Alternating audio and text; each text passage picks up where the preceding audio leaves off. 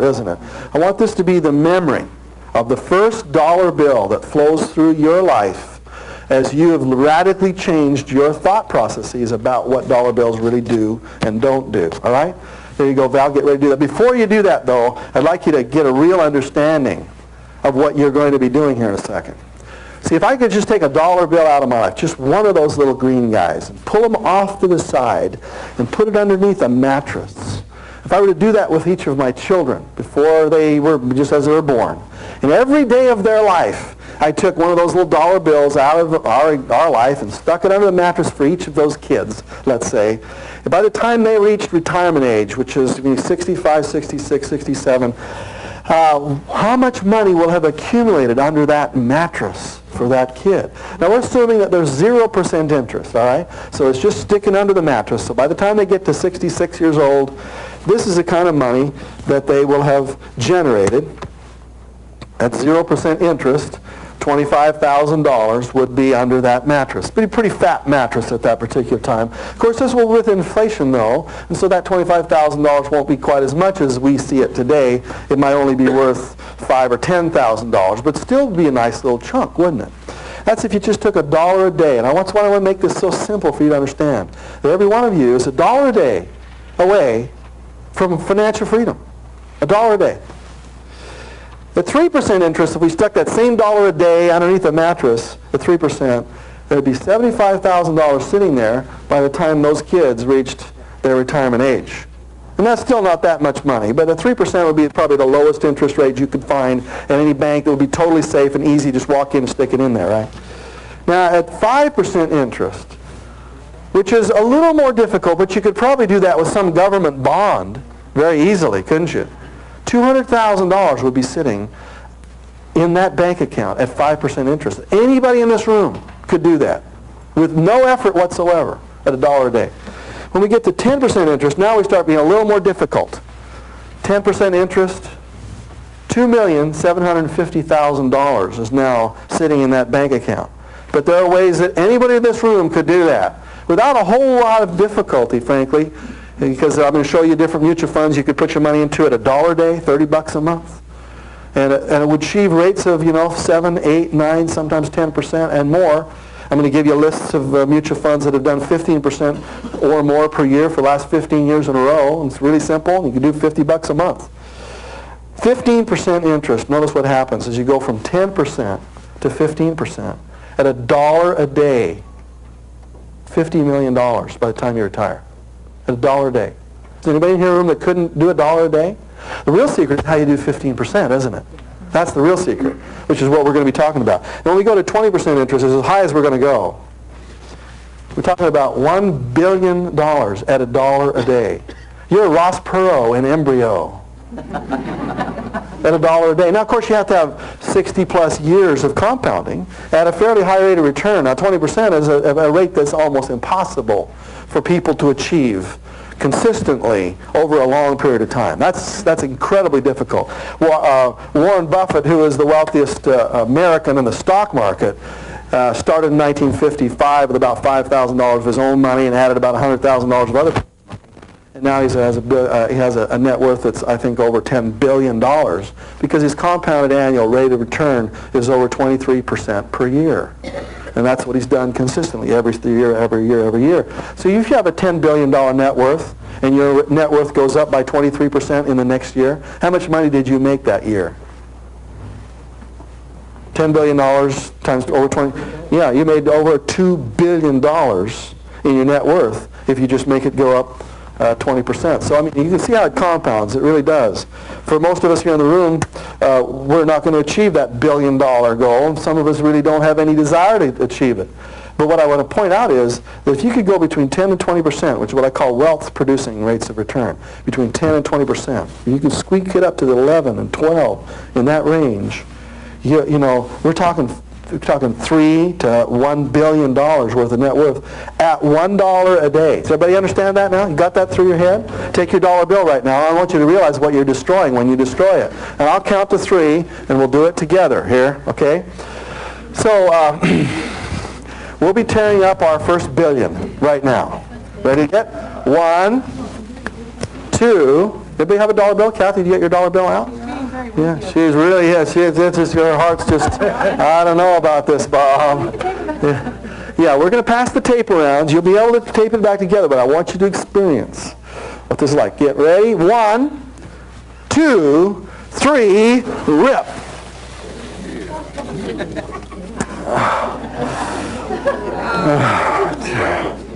Isn't that kind of like the sound of your fingers on a chalkboard? That's what I want that sound to be like. You know, every time you just see yourself throwing, well, like when you're sitting there in an arcade and you're watching your kids go through quarters. You ever had that happen?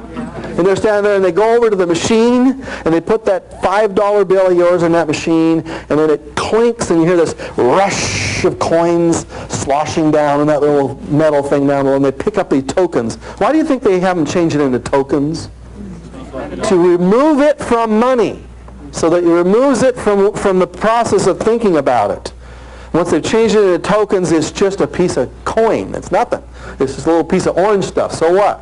I throw it in the machine, it doesn't really count. But does it count? Because when you put it into that machine to change it into tokens, you basically destroyed it. And you turn it into a few minutes of fun for your kids. But wouldn't it be nice to take those kids and say, listen, I'm going to give you the $5 for the tokens, but I want you to give me one of those dollars back. And instead of us playing for an hour here, I want you to play for 50 minutes. And we're going to take the 10 minutes of the time, and we're going to go out and have, we're going to go for a little walk or something. And we're going to take that dollar that you would have destroyed right here in this building, and we're going to put it away for you, that extra dollar, so that it's going to start to grow. So by the time you go to college, you're going to have $20,000 or $30,000 in your account. And by the time you get out of college, it's going to be $30,000 or $40,000 or $50,000. By the time you get your first 5 years under your belt at your career, you're going to have $100,000, $200,000 under your belt. By the time you get to 20 years in your career, you have $1 million or $2 million under your belt. And then you can decide whether you want to work at that career or not, if you want to. See, that's what you're going to be doing with your kids. So when you destroy that money, you're teaching yourself a lesson. You're teaching your kids a lesson, all right? How many of you think that would be possible for you to teach your kids a lesson like that? See, raise a hand on that. It's tough, because in our day and age, our kids are not taught this way, are they? So we talk about what I call the lifelong secrets. So as you turn to your page in your manual, let's just fill in some of these blanks, shall we? Wealth is when small efforts produce big results. Poverty is when big efforts produce small results. What I just taught you is that small efforts over a period of time, compounded, can produce big results. But if you take your big efforts and you don't handle them correctly, they end up with nothing. So in your lifetime, how much money is going to go through your fingers? In your lifetime, on the average, how much money is going to flow through your fingers? At least $1 million are going to flow through your fingers. If you're making $25,000 a year times 40 years, that's $1 million. So the question is, how is that going to stick? You take two people at the same job. This person works and that person works. They end up with the same basic salary, and they work for their 40 years at their particular job, all of which, of course, is a myth. Do you have a job that you could work at for 40 years? You could do that at my dad's age, but you can't do that now. And you end up at the end of 40 years, and one of them has had all their money flow through their fingers, and they're on Social Security, while the other person has got a multi-million-dollar net worth with the exact same salary that went through their fingers. Well, what's the difference? Well, one of the differences is that one person knew the money rules and the other one didn't. So let's fill in some of our blanks here. In your lifetime, at least $1 million is going to go through your fingers. Why do some people end up with 10 times more money? Do they work 10 times harder? Are they 10 times smarter? Extremely prosperous people simply know how to play the money game. Fill those words in there. Play the money game.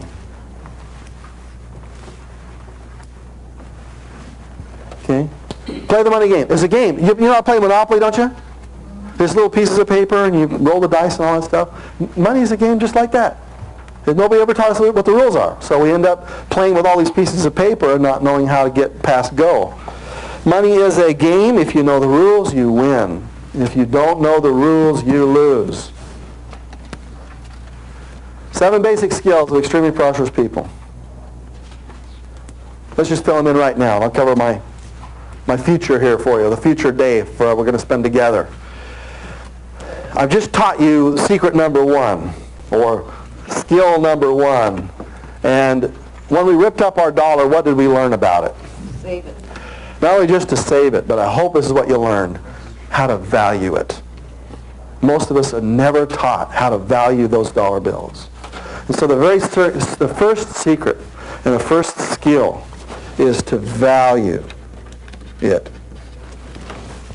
Now once I've valued it and I know what it is and I've learned how to take care of it, the next skill I've got to have to do is to learn how to, what I call, control it. Got to have that money controlled. Control it. And after I've controlled it, what do I have to do?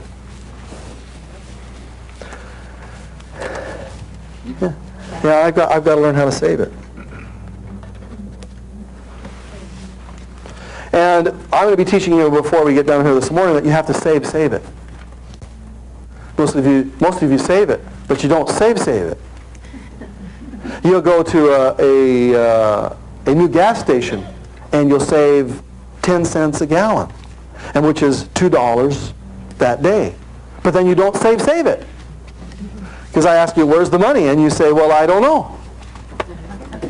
You don't have it, right? So you're always budget conscious, but you got to know, you got to show me where the money is once you save it. Then I have to learn how to invest it.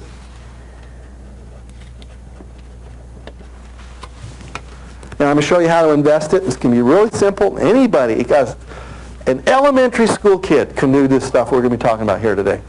Number 5, I've learned how to make it. And there's a difference between making money and investing money. Entrepreneurs do this. Anybody can do the investing part, but to be a person who makes money, you have to learn how to be an entrepreneur. And finally, you have to learn how to shield it. Shield it. In the 50s and the 60s, we could just make money. We could put the properties in our own names. We could just act as if we were wealthy. We could be conspicuously so. In the 90s and beyond, I'm going to show you that conspicuous consumption is not only economically stupid, but it's socially stupid and it's dangerous. In other words, you need to live like a millionaire, but look like a pauper on paper. And I'll show you how to do that. Okay, and finally, is what I call share it. And really should be starting with that one, number 1. But we're going to put it here at the end because people seem to take it. They can take it easier when we talk about that at the end. But frankly, learning how to share your wealth is the only reason to have it. A very wise man once said that the only reason to have any wealth is to learn how to share it with other people. If you want your wealth for any other reason, it's just going to turn to dust in your hands. But that's another discussion we'll be having later on in the day. Those are some of the secrets or the skills that we're going to talk about. None of these things that anybody in the room can't understand. They're all pretty basic. But what you find is if you don't have all of those 7, it's like having 6 numbers to the combination lock for the bank vault, right? Let me tell you the combination to your bank vault right now. I know the number. Here we go. 1, 2, 3, 4, 5, 6, 7, 8, 9, 0. I have no idea what order those go in, or how many turns to the left or turn to the right, but that's the combination lock. And so if you have 6 of these things up here, and you don't have the 7th one, or you don't have it in the right combination, then it really doesn't, the bank vault doesn't open for you. For instance, what if you don't value your money? If you don't value your money, eventually one of these days you're going to make a stupid investment decision, and you're going to lose it all. What if you don't control your money? Well, then you don't have the money to invest and to save. What if you don't save it? Well, then you don't have the value of it. What if you don't make the money? You don't know how to create it on the side, and you lose your job? Then you're out. Then you're really out in the woods. What if you don't know how to shield it, and somebody sues you for a lawsuit that wasn't your fault? You're driving down the street, and somebody blindsides you, and then they sue you for everything you've got. See, these kind of things can happen, and if you don't know how to shield your money, you're in deep trouble. What if you don't know how to share it? What if that sharing process means that you don't know where to leave it to when you move on to the next stage? What if you were able to change your attitudes about that and have this one thing create the wealth in and of itself? What if the universe was on your side, I guess is what I'm trying to say. See, if you look at really wealthy people, and I'm using wealth with a capital W, if you look at people who seem to have it all, then you look through this list and you find out that almost every one of them, if not to a person, will do every one of these things. And yet you look at people who have made it and lost it. Of course, I'm one of those people who have made it and lost it a couple times, but I've learned now. This is the stuff I really practice. But let's take Donald Trump here, for instance.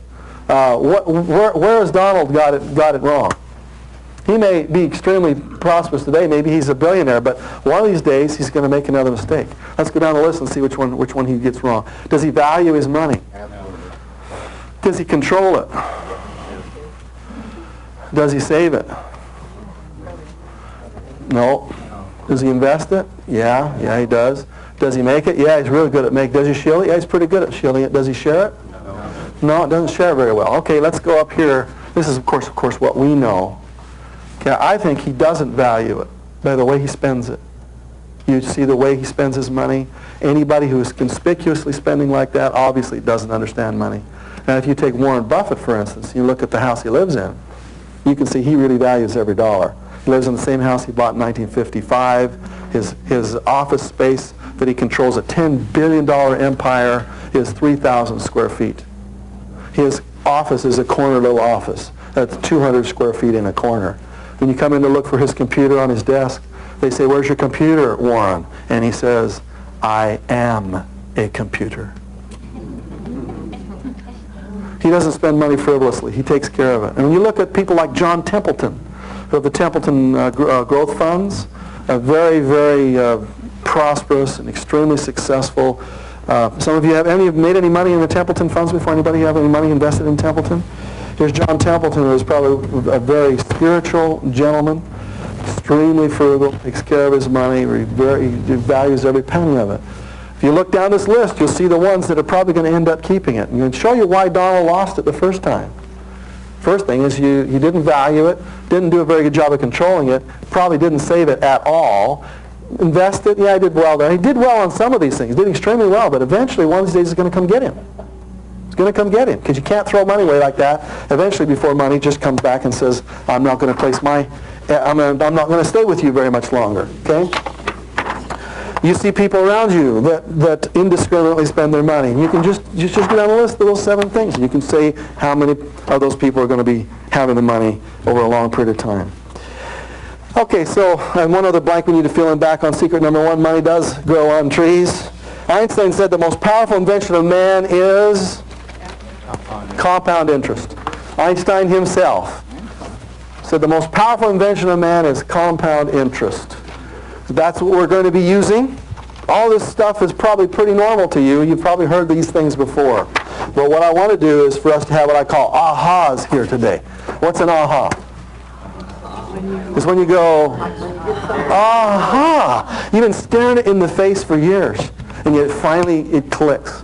Like Zig Ziglar says, we can send, with our modern technology today, we can send a thought around the world in a quarter of a second. But sometimes it takes a quarter of a century to go the last quarter of an inch. And today you're going to have some ahas. And as you listen here and sit here, all of you have been practicing your money skills for your whole life. As you sit here, you're going to go, oh, that's the piece that was missing. And you may have heard it 1,000 times before. But today is the day where you're going to make that decision, okay? All right, so